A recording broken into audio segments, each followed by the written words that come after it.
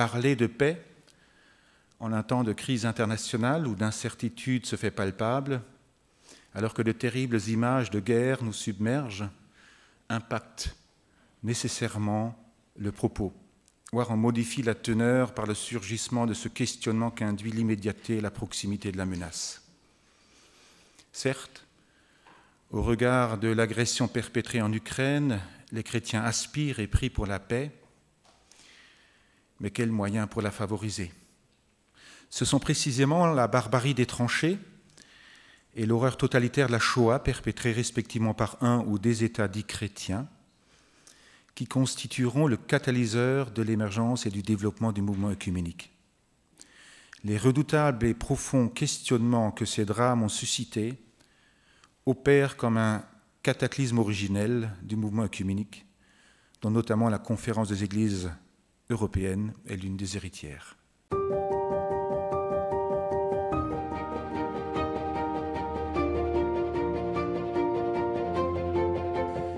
La CEC, je vais le dire comme ça, ce sera plus simple dorénavant, a été créée à la fin des années 1950 dans une Europe alors ravagée et dévastée par 2 conflits mondiaux, une Europe fragmentée et divisée, où les 2 guerres mondiales ont opéré comme un cataclysme originel. Dès les années 1940 et durant la décennie qui suit, le continent européen avait un réel et urgent besoin de surmonter ses divisions politiques et idéologiques afin d'œuvrer précisément pour la réconciliation et la paix. Au début des années 1950, un petit groupe de responsables d'églises européens, d'Europe de l'Est et de l'Ouest, qui était mu par la conviction qu'il était indispensable de réunir les églises des pays européens séparés par des systèmes politiques, économiques et sociaux différents, de sorte que ces dernières, les églises, puissent devenir des instruments de paix et de compréhension au cœur de ce continent blessé. Parmi eux, les pasteurs Egbert Emmen et Ernst Wilhelm, respectivement néerlandais et allemands, le patriarche de Moscou Alexis Ier ou encore le métropolite Jacobos du patriarcat œcuménique. Tous étaient animés par la conviction que les églises n'avaient pas simplement la possibilité de contribuer à la réconciliation, mais étaient tenues par le devoir de le faire. Les thématiques des premières assemblées qui se sont tenues donc en 1959 et à partir de là traduisent toute une claire volonté de prendre au sérieux la responsabilité sociétale de l'Église et d'agir en tant qu'Église au cœur du monde en mutation.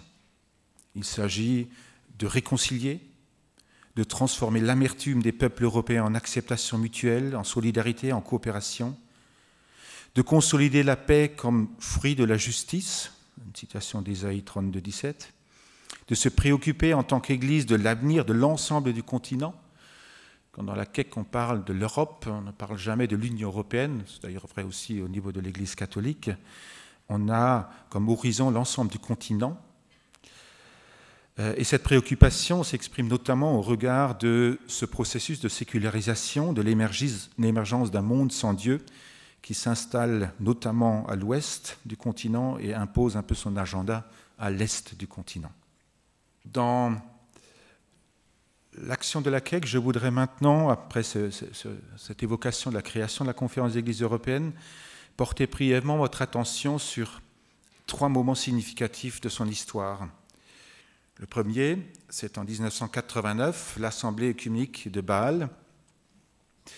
Les travaux et le message de Bâle ont été, à mon sens, prophétiques et visionnaires et demeurent d'une grande pertinence, notamment avec ce constat ou ce principe qui résonne comme une parole prophétique depuis et qui n'a perdu aucun élément de sa pertinence. Ce slogan « Il n'y a pas de paix sans justice, ni de justice sans sauvegarde de la création ».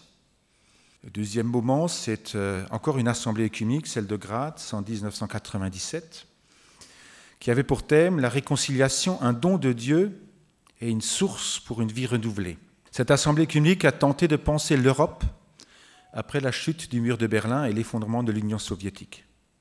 La guerre de l'ex-Yougoslavie et les difficultés entre les églises des pays de l'Est et de l'Ouest étaient présentes dans bien des esprits. Je voudrais retenir de cette assemblée de Graz un des accents, celui mis sur la résolution pacifique des conflits et la nécessité de dialoguer et de travailler pour guérir les mémoires blessées notamment. car ce sont précisément les mémoires blessées qui sont les ferments des conflits de demain. Et j'en arrive à mon troisième temps fort, 2001, la signature de la Carta Ecumenica à Strasbourg, en l'église Saint-Thomas. Ce texte représente un véritable jalon sur le chemin de l'unité. L'intention de ce document est de mettre à la disposition des chrétiens, des paroisses, des églises locales, des groupes œcuméniques, et ce dans un langage accessible, le fruit du travail des théologiens, les acquis du dialogue œcuménique, ainsi que les lignes directrices des engagements pour une coopération croissante entre les églises en Europe. C'est en gros une théorie du ruissellement. Les théologiens ont travaillé, les églises se sont engagées. Maintenant, il faut un outil du ruissellement pour que, localement, les groupes œcuméniques puissent se saisir de ces acquis. Œuvrer pour la paix n'a donc rien de simple et demande bien plus qu'une action sociale et politique, plus qu'une simple condamnation théorique de la guerre ou de la violence. Elle exige une conversion de chaque Église et de chaque chrétien à l'éthique de la paix et de la réconciliation de l'Évangile. L'œcuménisme offre un formidable lieu pédagogique pour travailler à la question de l'identité chrétienne, pour apprendre à valoriser et à relativiser ce qui doit l'être, et ainsi d'embrasser l'horizon universel de la grâce de Dieu et celui de la catholicité de l'Église.